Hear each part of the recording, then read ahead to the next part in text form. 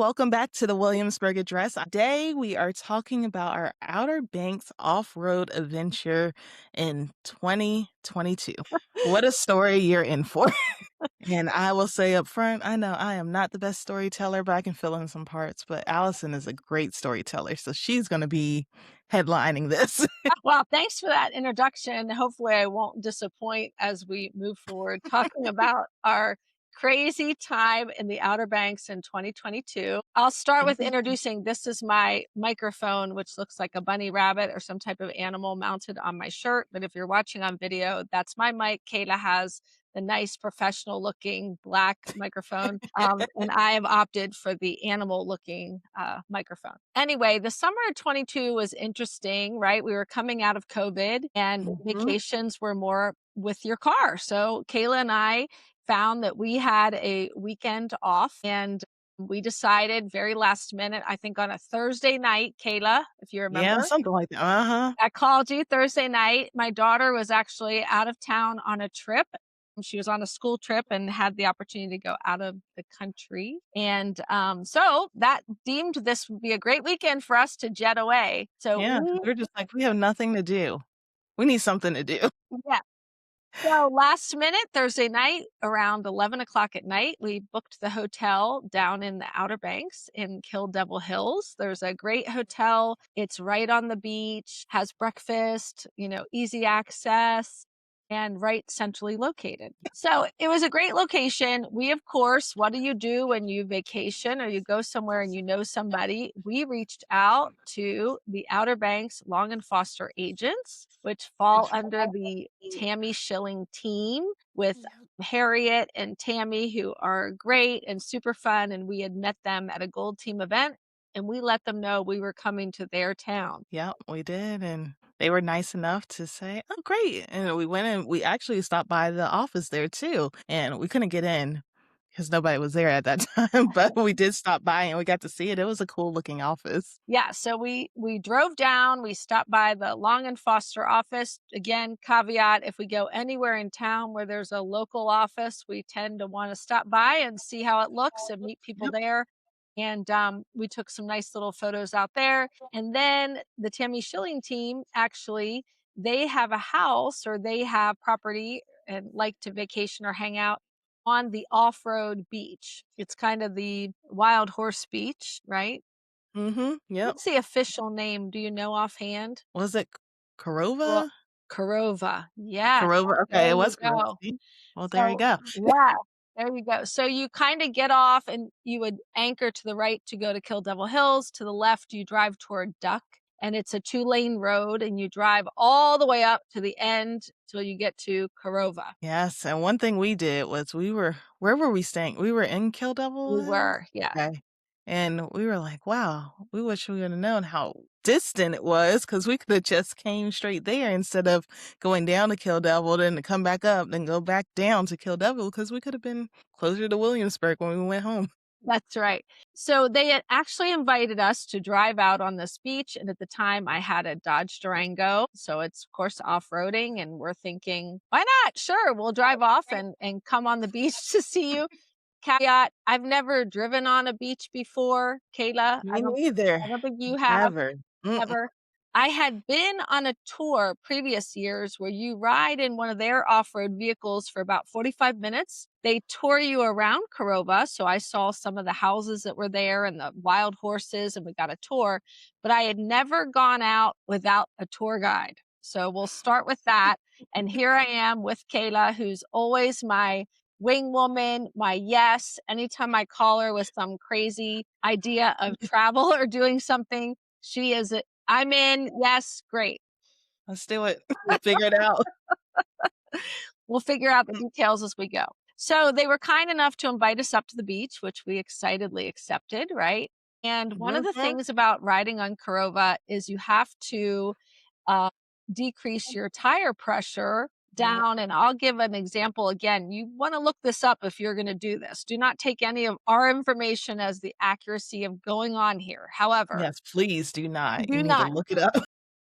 I believe, let's just go with a round number. Your air pressure needs to be at 15. And so a normal air pressure for a tire is about 37 to 40. So you have to air out your tires. So we're trying to air out the tires and figure out how to do this, but we're having, first we need to try to find a place to let the air out. We couldn't kind of locate that initially. And so we pulled into a driveway because we came to the beach entrance where it has gates and then you drive off the road onto the sand. And at that point, your tires have to be aired down. So we needed Yes. to deplete the tires. So we saw this family of four walking, and they were walking maybe towards a house or wherever because there is houses right by the entrance. And we stopped and we rolled down the windows and said, "We're trying to go on Corova and we need to figure out where to air down our tires. Can you point us in the right direction?" They excitedly took this as a family challenge. They did. Yes. They were like, Imma air down your tire before you air down that tire." It was Yeah. So they all fun. run like it's a game and they start airing down the tires. Like who's going to get down to the 15 the fastest? And meanwhile, my car has a gauge with the car and then the tires on the end. And you can just see the depleting pressure as it's going down. And you're having to scream out, when the person has reached the correct tire number. So they excitedly aired down our tires. We were ready to go and we started driving on to Corova Beach. Whew, what a challenge that was. That was one of experience that it was good to experience, but would I do it again? Yeah, we started going and went down the little hill, and we're like, "Okay." We saw cars all parked up, so we're like, "Okay, they're gonna be one of these." Right. So when you drive on, you kind of come down, you turn to the left, and you start heading up the beach. And parked along the beach are various vehicles, Jeeps, SUVs. They have fishing poles out, they have chairs out, people are relaxing, grilling out, doing whatever. And you ride by kind of in tracks that are already there just based on the number of cars driving. It kind of creates almost like in snow, it creates the tracks in Mhm. the sand that everyone's bumping along the same track. And we're looking for where their beach area is located. Now, mind you, we're going about 20 miles an hour. I don't even know if we were going 20 miles an hour.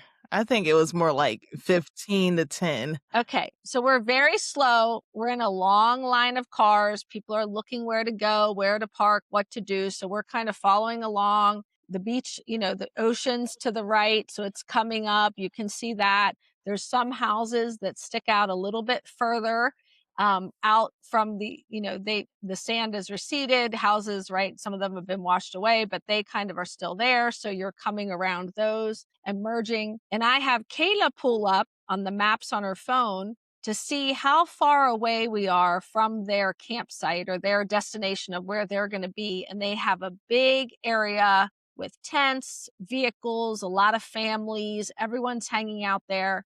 And I'm saying to Kayla, how much further do we have to drive? Thinking any moment she's going to say, Yeah. we've reached our destination. Because they sent, their location to us so we would know how to get there and how we should go, and every time Allison would ask, "Okay, how much longer?" I would always say, 30 minutes," and then it went, a few more minutes later, what you would think would be, like, at least 10 minutes. It probably was because we're driving so slow, what, maybe 2 minutes? 2 minutes. It's like, Yeah. "Oh, how much longer do we have? 28 minutes." Right. So it's, And here we are just going super slow yes. And it's on the smooth. tracks. Yes. Yep. So your car is bouncing as you're following the tracks of the people in front of you. Some of Yep. them are pulling off. They've reached their destination. We are continuing to Yeah, like travel. you have hydraulics in your Yes. car. You're just going up and down and up and down. So we finally make it out to their campsite or beach site area, and it's really nice. I mean, they have really great tents. These people live on the beach. They have the right chairs, right? The Mhm. ones that fold all the way back that are a great height. They have cup holders, phone holders, like coolers. I mean, everything you can think Yep. of. They have their music and people are hanging out and they're going in the water, and we had an amazing afternoon. Yes, it was great. It was a good time, good chill time because you're not around anything where you can see. It's kinda like if you're on a cruise and you're sitting on the little deck part of it and all you can see is the water. well, here, all you could see was each other in the sand and the water. So it was a nice time just to kinda get away, not really be on your phones too much, and just enjoy each other's company. Yes, it was great. We absolutely loved it. They were amazing hosts. So shout out to Tammy and Harriet. Thank you so much. And it started to kind of get dark. And so at that point, we realized they said they were going to stay out and watch the stars and how beautiful they are. But as it started to get dark, we realized it was probably time to head back as we were aware of the time it was going to take. And so to kind of get out of there initially, you have to go up and around the dunes. So you're going to go up a hill, come down a tall sand hill, almost like you're on a roller coaster. I mean, these are not real streets, mind you. Sand No, hill. they're made of sand. Yes. It's all sand. You're driving on the beach. Like, if you were at Yorktown Beach and you were driving your car, that's what it's like. Yeah. It's like if sand covered the entire town of Yorktown down by the beach, but the sand was up the hills, up by the houses, all covered in sand, no roads. That's what this looks like. So you can kind of look up Google images of it to see it, but you drive around. It's beautiful. It really is. There's a lot of wild horses, which we did see them on the beach while we were out that Mhm. day. So we say we're going to start to head back, and one of the first things they say is if you get stuck, do not, if someone pulls up to help you, they're going to charge you about $300 to tow your car out. Don't do that. Just call us and one of our sons will come, bring the truck, pull you out, no problem. Okay, that should have been like point taken note number one, that there could be an issue getting out of here.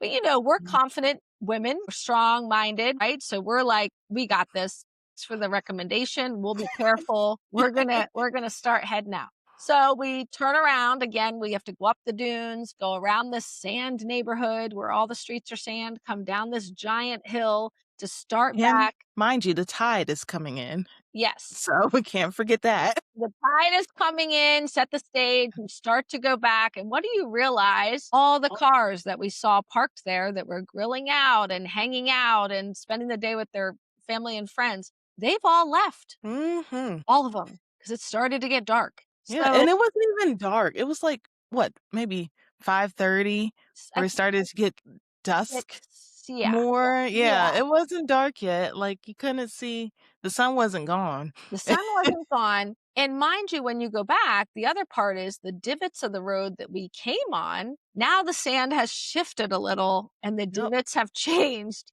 and so they're not as pronounced as they had been, and there's no real car to follow to go back. We are, like, on this alone trek to go back into the area to Kill Devil Hills, which at And this mind you, nobody's out there right. except for us Yeah, for a good bit portion of the time. nerve-wracking, like, okay, and I am double gripping, the wheel, like, "Oh my gosh, Kayla, she has her map back up," and this point, probably every 30 seconds, I'm saying, Mhm. "How close are we? How much longer? How much longer?" Right? Yeah, yeah, that was the time. It was how much longer? But yeah, it's only been 30 seconds because then we had to go even slower Right. because there was no divots in there and nothing to follow. We were creating the whole thing and the wind started, I guess, blowing the sand over a little bit more because the tide was coming in and all of that. So we were just trying to get it. And we did pass some of the houses and everything that was out there, but we were just rolling very slow.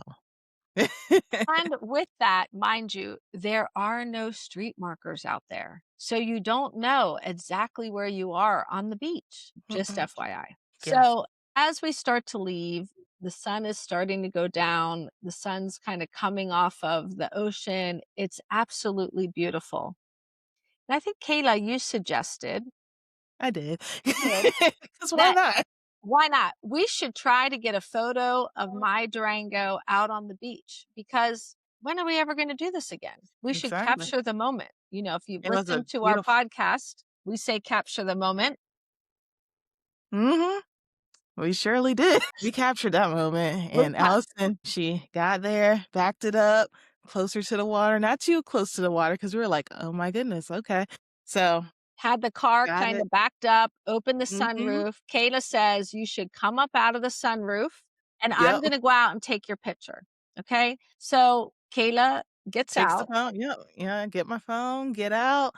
And I go, and it's like, "Okay, got a picture of the car without her coming out the sunroof, and then we got a picture of you with coming out the sunroof, and you can even show the picture."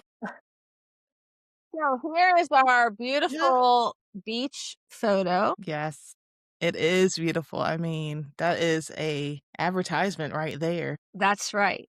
So you can see the divots, in the sand, and then you can also see some are thicker and you can see the beach back there. So we Yeah. get the photos and we start to try to pull out and pull forward, to start to drive the car, and we get stuck, like Yes. stuck. So it wasn't going to move at all. I'm try to make it go. It's not going. Kayla says she can get out of the car and push it. Yeah, because I had liquid courage at the time going on from being on the beach, and I was like, we can push this. That should be fine." She says, "I got it." So she opens the car door to get out, to go to push from the back of my car, and literally falls into the sand. Yes, because the sand was much, what was it? It was, Higher. yeah, Yeah. deeper than I thought. You see it and you're like, "Okay, Imma just step out right on the sand," but the sand just sunk. So when the sand sunk, I sunk with it. I didn't know what was going on. So we hear her kaplunk. She falls flat next to the car and she's out there. And I'm saying, "Kayla, are you okay?" She says, "Yes, I'm okay. I'm okay. I'm going to get up." And she's going to get in the back and try to push the car. Now, mind you, as I'm trying to accelerate the car and Kayla with her liquid courage is in the back and she's going to push it, the car is sinking a little bit more. So Yes, now each time. the sand is maybe midway on the car tire. Like the Yes. tire's pretty embedded at that point. And this is a SUV, a tall SUV, Yes. and then we started thinking, "Oh my goodness, the tide's coming in.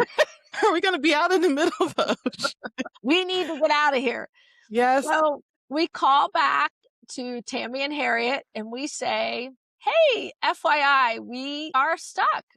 We got stuck. We kind of made a stop and now we can't get out." And they say, "No problem. We're going to send our son. Where exactly are you?" We have no idea. Did you go Oh, by the wow. house sticking out? Are you around that area? So we're trying to give mile markers with something that we have no idea. It's just sand and beach and water to us. And we're in a little bit of a headspace that this car is going to become a boat and we're going to be out in it. Or the car's just going to go and we're going to be Mm, on the beach watching it. We're going to become one of those episodes yep. that people share around of idiots on the beach. Yep. Countless ways to die. There we go. Yeah, we are going to become the example they talk about. So, long story short, as she's sending her son to come get us, this nice gentleman pulls up and he's kind of in a contractor vehicle, open bed. He's kind of has a ladder and things in the back and comes and he says, "Hey, are you ladies stuck?" Yes, we're absolutely stuck. And we're like, "No, Yeah. we're good." At first, we say, "We're good. We have someone coming. It's no problem. We'll be fine." He's like, I think he realizes the water's coming in. He doesn't really know where they are. And he really kind of insists on helping us. So, Yeah. and funny enough, he is a contractor that actually does work for a bunch of agents out on Outer Banks. So, of course, when we hear that, us being agents, it gives you a little bit of sense of, okay, he's not here to, try to do anything or whatever. He Or really, ma charge us $500 to yeah, pull us out like the other people, and we yeah. probably would've. So he proceeds to tie a rope from the back of my vehicle onto his. And he says to me, "No matter what you do, as I start to pull and jerk your vehicle forward, you cannot press the brake. Your instinct will want to press the brake. But if you do that, you're going to stick both of us. So Yep. we're both going to be stuck out here. So you need to not press the brake." So he's tying on. Meanwhile, he starts kind of backing up. I have rear cameras and I'm in a panic to Kayla. "Oh my gosh, he's not just going to push his vehicle against mine, which is going to destroy my cameras in the back of my Yeah, like car." it's bumper cars. Like a bumper car, yeah. And she's like, "No, no, the rope is attached. She's going to just pull." And I'm saying, I can't push the brake. Like, I need to stay off the brake. I put my feet flat to not have that instinct because I am one that will instinctually push the brake. So he pulls us out and we're unstuck. So we're so grateful. We get to call Tammy and Harriet back. Hey, your son can stop coming. We had someone stop by. They helped us. So we start to follow him because he's now the lead car and he's bumping up and down on the sand mounds as we're following him. And I'm Oh, up and down and up and up and down. So I'm saying to Kayla, "Oh my gosh, look at how big his truck is going. That's going to be us next." And then we would like go follow up and down, right? You're in an SUV, that's what they're designed for. So, it's a different experience riding in your car on the beach. But we if you end get up motion sickness, don't do this. yes, we end up he says to us, "You need to, as you're heading back, stay closer to the water because that sand is more compact. So it'll Mhm. be easier to ride." But we're following him. And so, he's like, "Just follow me." We are. He's like, "You want to just tend to be more towards the water on the way out." Great. So at one point, he then kind of starts to go, and we're down, coming along, and we're closer to the water. And this car, this truck pulls up from the other direction coming towards us. So Yeah, he our does, first view of someone else, other civilization, going the opposite way of where we just came from, and we're trying to get back to land, and they're going back to the houses, and they pull up, and we're like, "Okay, here he comes." he kind of stops. So we're thinking, like, okay, so we Yeah, stop. somebody else nice is Yeah, gonna somebody that's give us nice, like, "Hi," So we stop and we roll down our window and we're kind of both smiling, like, "Hi, what's going on?" He he says, he just pulls, we and yes, he said, like, doing the motion, "Put down your "Put down your window." window." And we're, like, smiling at him like, "Hi, what's going on?" He's like, "Move over, you." Like, I couldn't believe it. Like, really? That's what you're gonna Yeah, you already see we're moving very slow, right. trying to go, and you pull over and just yell that at us, and our faces are like, We're like, "Okay." So then we're like, roll up the window. We start to try to go to get out. So needless to say, we're back on the nerve-wracking path. We have to get out of there. Kata's still checking the time. We finally reach the entrance with the gates to where you come out. I mean, I've never been so thankful to see an exit in my life. And we're like, "Oh my God, there it is." But now the issue is our tires are at like 15, which obviously you can't drive around town with your tires that low. So we go and we do find a station and we pull in to air up our tires. And sure enough, our nice contractor was there. And he's airing up his tires and we're trying to do mine. And the machine looks like it's progressing faster than what we anticipate. And it airs too much and then you need to take air down. So he actually came over and helped us air the tires down appropriately. And now, as you can recognize, we are hungry. I mean, it's now later, like yeah, probably 9 o'clock at 9, this point. yeah, Yeah. mhm, So we're hungry. The car also needs a car wash because the undercarriage is just covered in sand and you need to get all that off of the car. So we go do a car wash and we were trying to find somewhere to go and eat dinner. yeah, it This was is Saturday everywhere. night, by the way. Saturday night at 9 o'clock, and we're looking everywhere, looking up on Google Maps, looking up on here, Facebook, everything. Everything was closed. And we're like, okay, so we keep going till we get closer to the hotel because we were about what, 45 minutes from the hotel. Yes. So we went from the hotel 45 minutes to get towards the beach. And then on the beach, we took another 30 minutes. Yeah. So we did another 30 minutes back, 45 minutes, and we're looking everywhere. Everything was closed. So we went to a few spots. They were restaurants that were open, but they turned into like that bar scene. So they had drinks and Live maybe some music. music, but not food. And we're like, we need food. Yeah. So we finally gave up and found a Domino's connected to a gas station and said, "Well, this is what we need to do. This is what only thing that's open. This is what we're having for dinner tonight." So I walk in the Domino's. I mean, must look, mind you, we've been out on the beach all day. I've driven in this treacherous experience. We look stressed out. I just say, "Listen, we're going to order this pizza." "Okay, you're going to come back, pick it up." "No, we're going to sit right here in the parking lot. There's the car and wave when you're ready. And we're going to come back in and get it." So they're like, And we were the only car there. "Yeah, we're the only Nobody car else was there." there. Yeah, and so we end up getting our pizza, and mind you, Kayla, her ankle is swelling.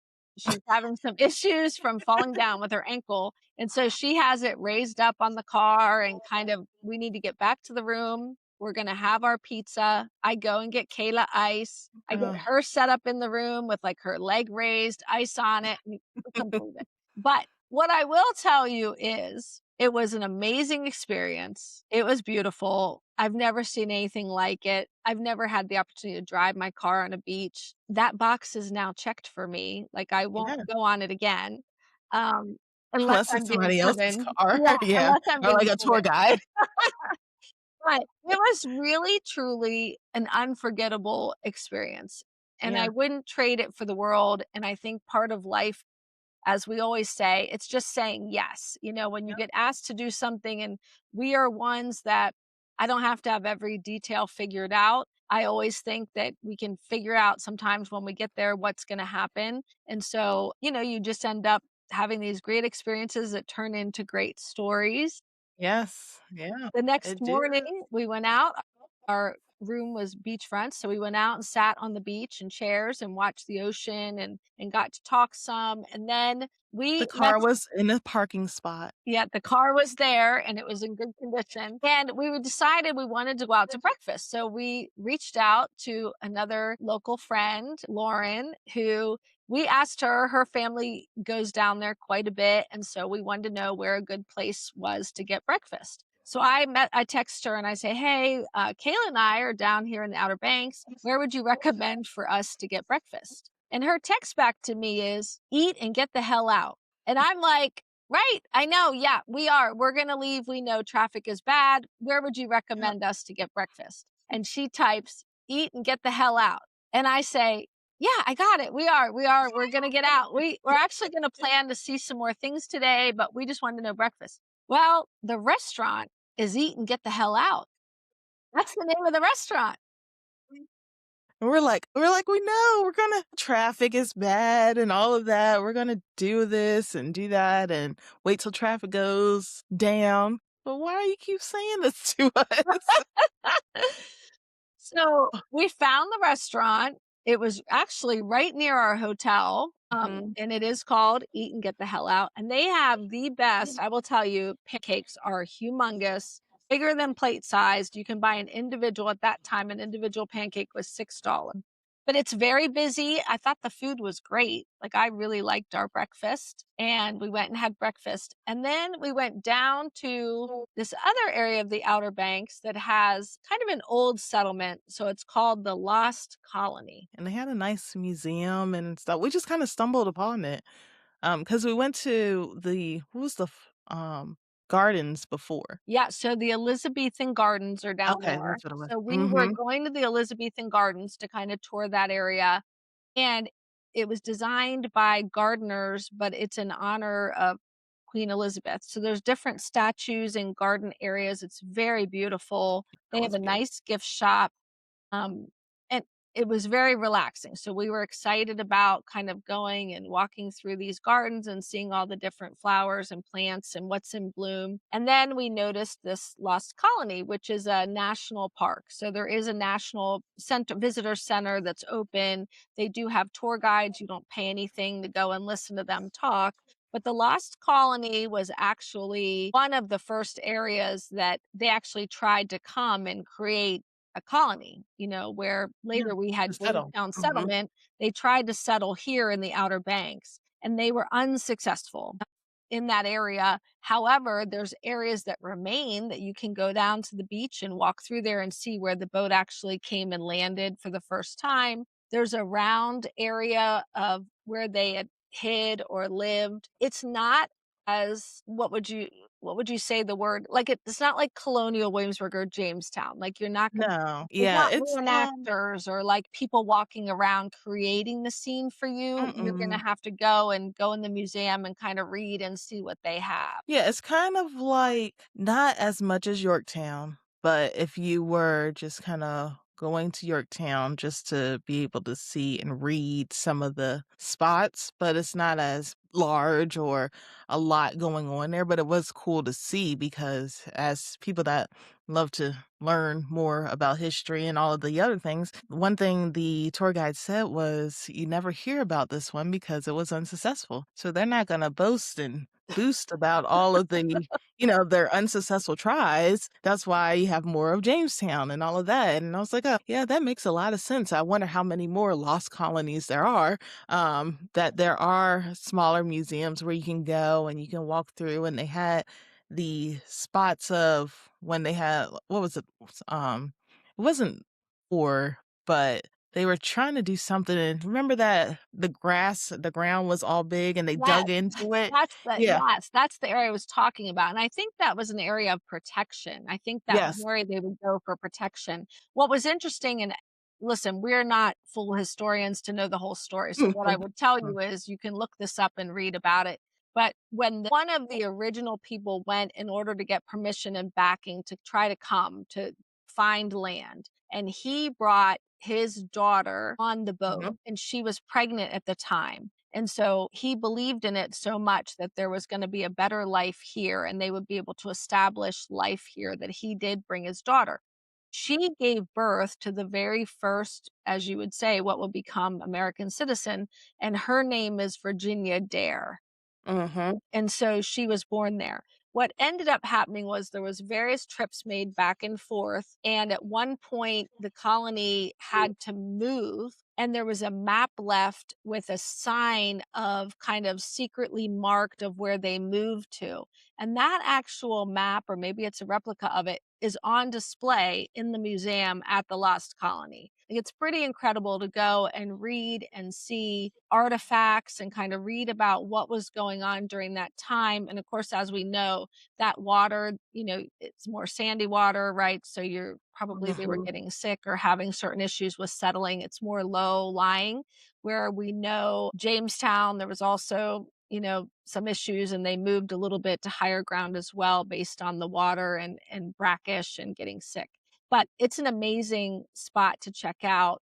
I went several years later to the Outer Banks again, and I went with my kids and friends to go and watch. There's a show, like a play. It's in an outdoor venue, and you can actually they reenact this whole story, and they show the colonists coming, and you see, the Indians coming to meet them, like, "What are you doing here?"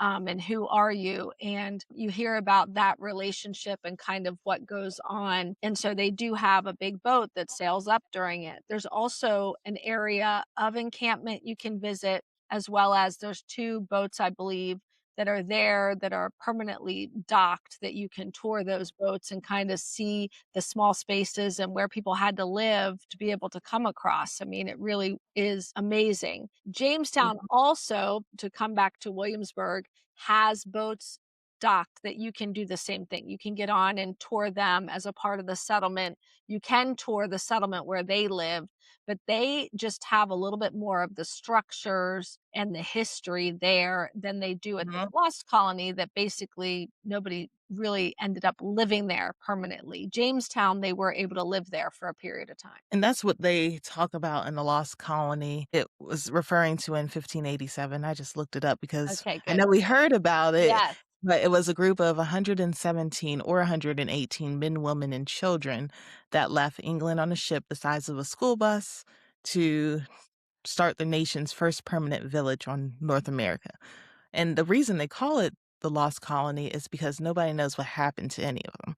They all disappeared, and there's it's a mystery that everybody's still trying to figure out. They do know that they survived the 10-week voyage, and making it home, and they call it Roanoke Island, even though it's in Manteo, if you go there, Manteo, North Carolina. But they made survived that, went to go ask the leader, John White, for necessities and returned to England, and Virginia Dare was born, England's first child born on the new land, just before the days of the group's request, and they never saw them again. So they just don't know what happened to them, and that's kind of the mystery that they would like to solve, but probably never will unless technology keeps advancing and they find something else, and maybe they will. But that is the whole story of the lost colony there, and how it's interesting to go look and see how they live, because that crater basically that I was speaking of and Allison was speaking of earlier, is kind of their protection and where they had their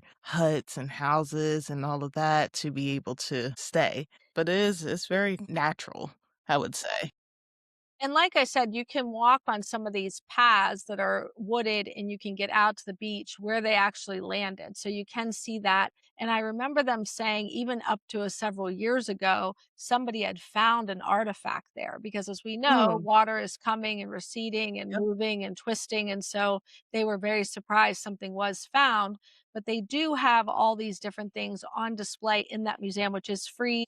They do have restroom areas there. You could eat a picnic there if you wanted to. And they had coloring pages and they had different games inside to kind of solve, what do you think happened here? And you'd flip something over. And then the people there gave information out. Like they would just gather you and kind of, okay, at 2 o'clock, we're going to come out and give an information session for free. And you can just come and kind of listen. So they Yeah. were, like Kayla said, it would be interesting to know. I'm not exactly sure how many different attempts they made. Obviously, we know there was in Massachusetts, and we know Williamsburg, and then the first successful planned community is Williamsburg, where we live, and where you can come and tour Colonial Williamsburg, which has the actual walking, living museum that has been restored. It is like a working city. You do see interpreters. It's has live animals. This right now we're in the season of all the baby animals being born. Mhm. There was a set of baby lambs, twins that were born recently. And so that's a great time. So it's just interesting if you're interested in history, and you think, where else could I go and combine with your trip, that you want to do a little bit of that. Outer Banks also has a great strip of outlets as well. So there's outlet shopping. There is a natural dunes there, Jockey's Neck, I believe it's called. It's preserved, it's right in the middle and you can go up there and fly a kite. There's an area to do hang gliding. It's a great place for photos. It's very windy, but you look like you're on the top of a giant sand dune, but you're in the middle of a city. Like it's pretty incredible. Outer Yeah. Banks is interesting because the hotels are more of a lower height. You're not going to see necessarily like a Virginia Beach or a Myrtle Beach where you have those grand, tall, hotels. It kind of is maintained as more natural, simplistic, is what I would say. Yeah, and I do wanna say the National Parks Conservation Association, that's the article that I was looking at from where I got that information, so if you wanna learn more, you can look there too, just to be able to read the full story, but also it's a good thing to do if you are about to leave, but you don't wanna be sitting in traffic. You might as well just go explore like what we did, went to the gardens, saw this, went there, and by the time we were ready to go, we also got some ice cream somewhere and dinner, and then we left and we weren't sitting in traffic, which was great. Yes. But Outer Banks is, what was it, 2.5 hours It's from 2.5 Williamsburg? hours from Williamsburg. It's a quick getaway. Like I said, they have great little nook areas of the different little towns. It's a kind of a barrier inlet of various small beach towns made up, and you can just drive up and down. They have a lot of mini golf, ice cream, little mom and pop restaurants, the Yeah. outlets. So there's just a lot to do, and it's just really beautiful place, and you can sit on the beach and do that if you want. People go out and look for shells. One of the fun things that year, if you remember, Kayla, we were on Mhm. the search for the bog bags. Those are those Oh, yeah. big beach bags that everybody at the time, they had just come out recently. People really wanted them. You couldn't necessarily find them everywhere. And we found some bog bags, but there was a knockoff by another company that some of the stores had more of the knockoffs than the original bog bags. But we must have went to tons of stores Yeah, looking for we these did. bags. It was like a search, like, wonder can we find it here? Can we find it there? Where can we find this?" Yes. Yes. So we did find some, and we brought some back for some other people that we had posted it on Facebook. I was like, "Hey, who needs one? We have a bunch," and then they would post and like, "Yeah, we'll pay you when you get back, or Venmo you now, whatever. Yeah. Please bring it back." That was a hot hour item of the time. That was the hot item. So we're getting these orders. We're like running between stores because we're trying to check like the next store, what they would have available. And Mhm. I got her first. bog bag, and Yes, I I think did. I think I ended up getting my big one. I have a smaller one too. Like, I really, Mhm. really like them. They if you don't know what they are, they stand up in the beach. So when you have all your stuff, they don't Mm. collapse. They stand up. They have various things you can add on, gibbets, and you can add on a cup holder, and you can add on a plastic lined bag, and Yeah, it's kinda like that Crocs material, Crocs shoes, where they stand up and then sand doesn't get stuck in them, or you right. don't have to, you can just kinda brush it off or shake it out, but it's not gonna be sand stuck all throughout the bag like it would be with cloth, Right, exactly. and it's waterproof. I use my bog bag even for traveling. If I'm going in the car and I'm taking along shoes and snacks and maybe drinks and a fan and all the things I need, it's easy. That bag stands up in the car Yeah, and it's easy to just kind of pile everything that you need. So they are very versatile. But that was another, great part of our trip was kind of looking for those and on that mhm. search. So it was really fun. It was a fun trip. Fun impromptu, like, "Oh, we've been working so much, we need something just to get away for a second." So, we did. We had fun, got to meet some more people, hang out with some other agents, got to go on the beach with the car. Never doing that again. Yeah. No, unless it's a tour guide and they're just like, "Hey, you wanna go? Sure, I'll ride in your car." Yes. That's right. I would highly recommend it if you're thinking about it. Again, look up Outer Banks. You can look up some of the items that we talked about. It's one of the great close by beach destinations. We'll do another one that we'll talk about Virginia Beach because that for us is a little bit closer at about an hour away. There's a lot to see and Mhm. do there. It's a different feel than the Outer Banks, but definitely some great activities happening there. So that'll be another episode. But I think for the Outer Banks, this has been a great Yes. conversation. Yep, thank you for listening. We'll see you next time.